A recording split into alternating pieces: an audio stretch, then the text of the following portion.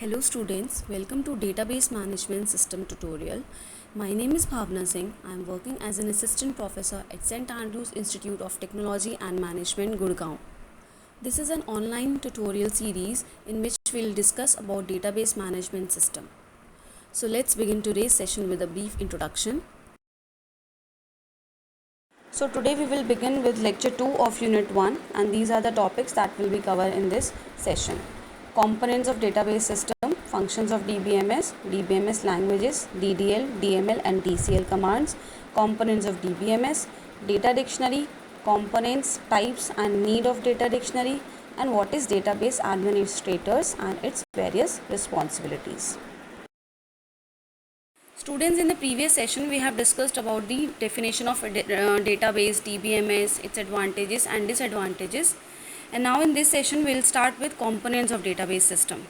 So first of all, we have four types of components. The first one is users, then database application, then DBMS and then database itself. When we talk about users, the users may be of any kind like a DBA, or you can say the system developer or the programmers, as well as the end users.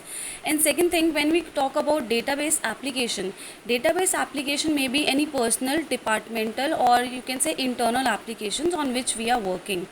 Then third one is the DBMS. DBMS is the database management software which we are using to defining, creating, managing the database systems. For example, we are using Oracle or we are using MySQL for creation of the database. And the last one is the database. Database we have already discussed. It is nothing but the collection of data.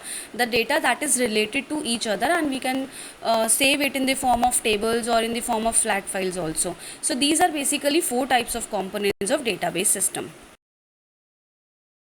Now let us understand the concept with this figure. In this figure, the user is interacting with the database application, which in turn is interacting with the DBMS software. The users can be your end users or the software developers or the programmers, and database application can be any application which the user is using to access the data. For example, if you are using Flipkart, then that is also considered as a database application. So if a user wants to fetch some data from the database, it then passes the query with the help of the database application to the DBMS. DBMS is the SQL server. So then this DBMS, then on the basis of this command, it will fetch the records from the database and it will return that to the database application, which in turn return this commands to the users. So basically all of these are interacting with each other to get some records or to get to fetch some result from the database. Now we will talk about the functions of DBMS. The first one is data dictionary management. It is one of the most important function of DBMS. That means it stores the definitions of the data elements and their relationships, which is also known as metadata. So data dictionary is also known as metadata because it is storing the data about data, and it is also used by the DBMS to search about the particular data component structures as well as their relationships. Then the second one is data storage management. It is also one of the main important function of database management system. And database management system, it provides storage for the data, for the report definitions, for the data validation rules that you are applying, picture format, structural data structure, procedural codes, and all these things. These are all stored by the DBMS. Then the next one is concurrency control. That means we can run multiple transactions simultaneously at the same time. And then the next one is it provides recovery services. That means DBMS also provides the recovery and backup mechanism in case of the database failure. And the last one is data integrity management, which means DBMS is also minimizing data redundancy and it is increasing the data consistency by enforcing some integrity rules on the database so that the data remains same. Now the next topic is DBMS languages. Students, why do we use a language? We use a language to interact with each other, to communicate with each other. So similar is the case with database. In order to enter anything, in order to update anything in the database, or in order to get any result from the database, we need a DBMS languages. And structured query language, that is SQL, is one of the main example of that. So we have four types of DBMS languages. The first one is DDL, that is data definition language. We have data manipulation language, data control language, and transaction control language, and we will discuss about each one of them one by one. The first one is DDL language, that is data definition language. We use this language to specify the database schema, and now here by schema we means that the overall structure of the database. Various commands that are used in DDL are the create, alter, drop, truncate, and rename. So first one, create. Create is used to create the database instance. That means when we are creating a database, when we are creating a table, then we use this command. The second one is used to alter the structure of database. What do you mean by the structure? Suppose we want to add some rows or we want to add some column, then in that case we use the alter command. Then third one is the drop. The drop, we use drop command to drop the database also, and dropping means we are deleting the entire database also. Then the last one is rename. If we want to rename our database, suppose I have previously I have taken the name as student and now I want to convert it into employee database, so the rename command is used to rename the name of the database. Then the second one is data manipulation language, that is DML language. We use data manipulation language to access some records from the table, or if we want to apply some updation to the table, then in that case DML is used. And these are the basic commands that we use in DML command. First one is select. Select is used if we want to read some records from the database, then in that case we use select command. Second one is insert. If we want to insert some records into the table, then we use insert command. Third one, if we want to apply some updation, for example I want to update the address of a student, then I will use the update command. Then the last one is if I want to delete some records, a particular row or all the records from the table, then in that case I will use the delete command. So we are using all these commands whenever we want to apply some manipulation to the table. Okay, then the next one is data control language, that is DCL. Why do we use DCL? If we want to give some permissions or some rights to the user to access the database, so in that case we provide two commands, that is one is grant, which is used to give permission to the user so that he or she can access the database, and the second one, if the work is complete and all the transactions are successfully committed, so in that case we can revoke that access from the users. So basically grant and revoke are the two languages or are the two commands that we use in DCL. So students, these are the three languages that we use to interact with the database, so that we can do all the manipulations, all the insertion, all the deletions, all the operations on the database effectively. So previously we have discussed about the components of database, and now we will discuss about the components of database management system. The first one is query processor. Whenever a user sends some query, then this query processor, it interprets that user's query and convert it into an efficient series of operations, so that we can send that operations or we can send that series of operations to the runtime data manager, and it can start the execution process. Then the second one is runtime database manager. It is like a central software of the DBMS. It handles database access at the runtime, and it converts all the operations that we are receiving from the query processor, and applies all the constraints to maintain the consistency and integrity of data as well as the security. Basically it has these components, like first one is authorization control. This authorization module, it checks the authorization of the users for the privileges that were given to the users. Then the second one is the command processor. It processes the queries that is passed by the authorization control module. Then we comes to the integrity checker. It checks all the integrity constraints so that we can enter only the valid data into the database. Then the fourth one is query optimizer. This optimizes, or it determine an optimal strategy for the query execution, so that we can complete the process with a very less time. Then next is transaction manager. It ensures that the transaction properties should be maintained by the system. And then the last one is scheduler. It provides an environment in which multiple users, they can work on the same piece of data concurrently, that is at the same time, and it supports the concurrency as well. Then the third one is data manager. It manages all the data in the database. Like it provides recovery to the system, backup mechanism to the system, so that the system can be able to recover in case of some failure.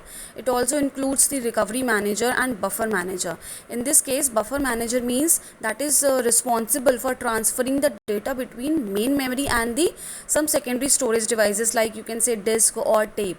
So it is also known as cache manager, because in this we are storing the frequently accessed data. So these are basically the three commands, or you can say the three components that handles the entire DBMS process. In the next section we'll discuss about the diagram process also. Now let us understand the components of DBMS with the help of this diagram. That is how the DBMS query is executed. Initially, a user issues a query using some database language, for example SQL, you can say SQL commands. Then this query is presented to the query optimizer or the query processor, which uses this information, and it produces the efficient execution plan, like how to store the data and how to evaluate the query effectively. It then passes this query to the DBMS, and then DBMS, it accepts the user's commands and started analyzing them. And after analyzing, it produces a query evaluation plans, like what schema we should use, what should be the internal or external mapping, what should be the storage structure. So basically it evaluates a blueprint for evaluating that query. Then these queries are executed against the physical database, and the physical database then it returns the answers back to the DBMS, which is further it returns back to the user through the database applications. And as you can see in this diagram, that while this process is going on, all the modules like authorization control, transaction manager, buffer manager, scheduler, recovery manager, they all are functioning there in their own manner. Like someone is checking the integrity of the system, someone is checking the privileges given to the users, someone is backing up the data. So like way, entire query of the user is executed with the help of all these components. They interact with one another and produces then the evaluation plans, and these plans are then executed with the physical database, and then the final result, the DBMS fetch it from the physical database and return it to the user with the help of database applications. Now the next topic is data dictionary. What is the meaning of this term data dictionary? You know, dictionary means the storage system, or you can say it's a kind of repository that is storing the meaning of something or meaning of some word. So similarly, in case of database also, data dictionary is kind of repository which is storing the data about the data, and this data about the data is also known as metadata. So in simple terms, we can define it that this data dictionary, it is holding all the description about the data that we are entering into the database. For example, I have created a table in the database, and this table includes name, roll number, class, fields names, right? So if in that case, what will be the data types of each field and what will be the constraints that will apply to the table? So all these things are described in the data dictionary, and it stores all the details, all the description about how the data is flowing in the entire system, what will be the source, what will be the process, where the data will go and store. So all these things, these are maintained by the data dictionary. Now, what is the need of this data dictionary? Why do we use it? Because we need to search, we need to have entire detail of the database, that what data types are we are using, what data is stored in the database, what is the name of that table, what are the constraints that are applied to the table. So to answer all these questions, we require data dictionary. And it also help us to search for a particular data item, or to build the database, or we can easily locate the errors in the systems. So like this, using data dictionary, we have the entire picture of how the data is flowing in the database system.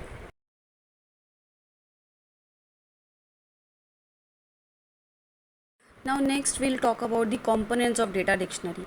The first one is data element.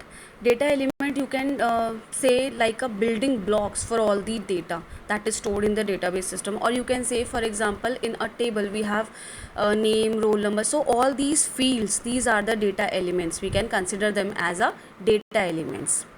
And these data elements, they consist of the following terms. Like first one is data name, that what unique name we are giving to the data item.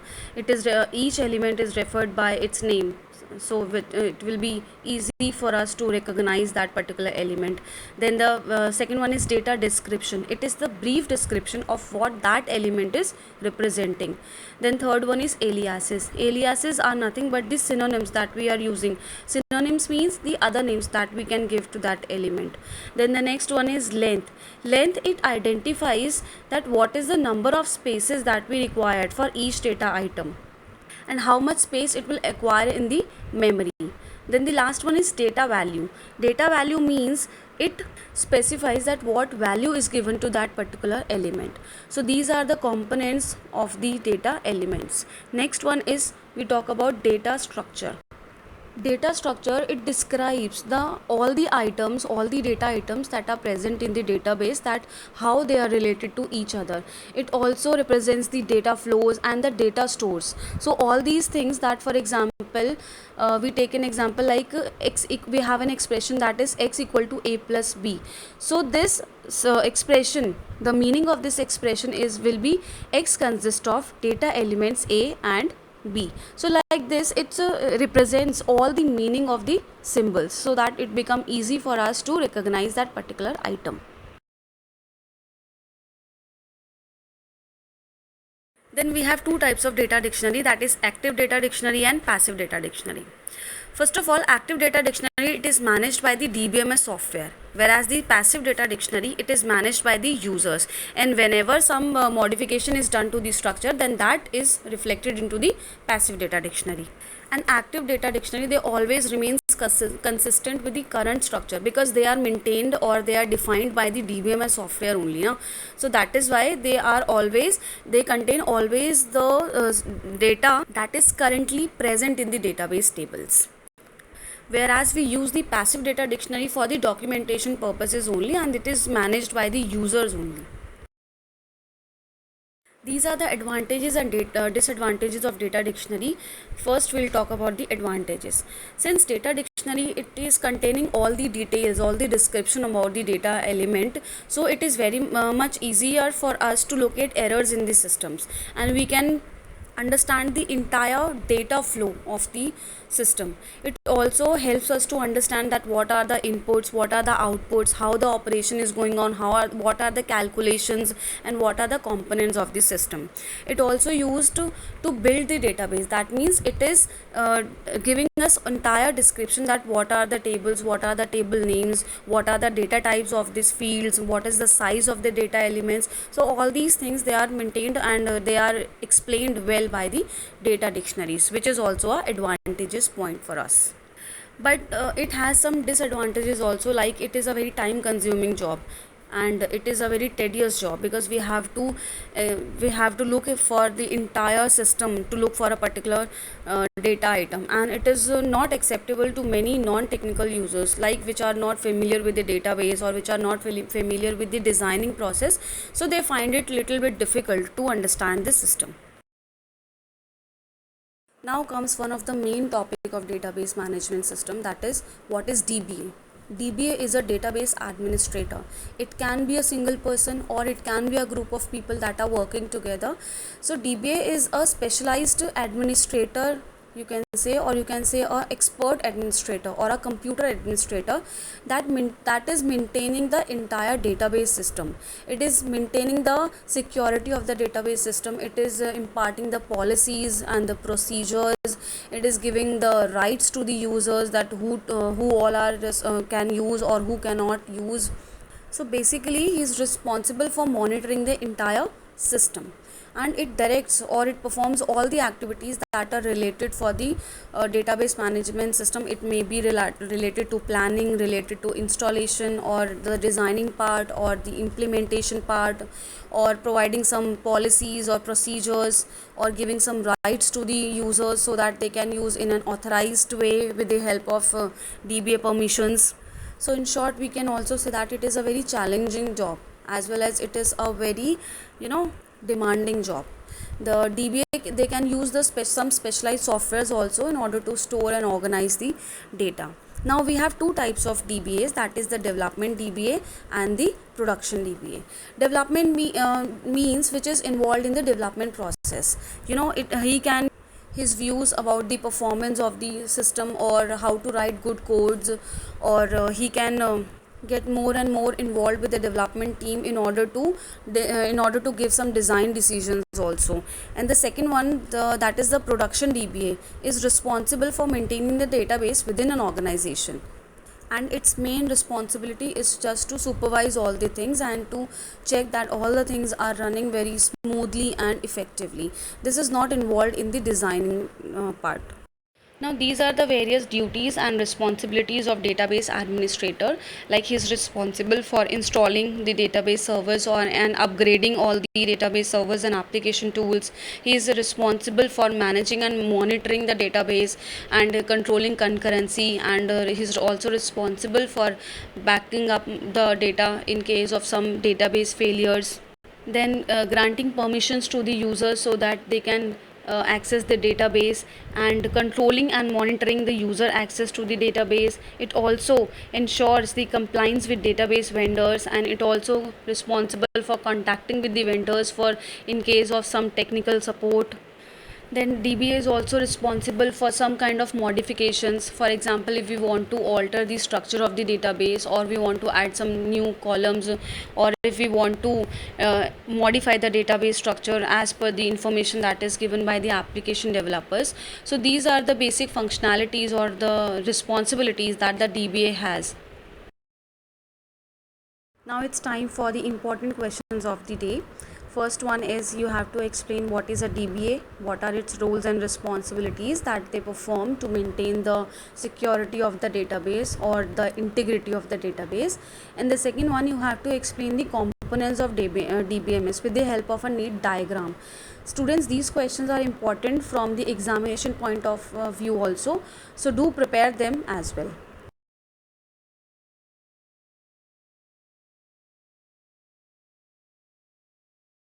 So this was all about today's session.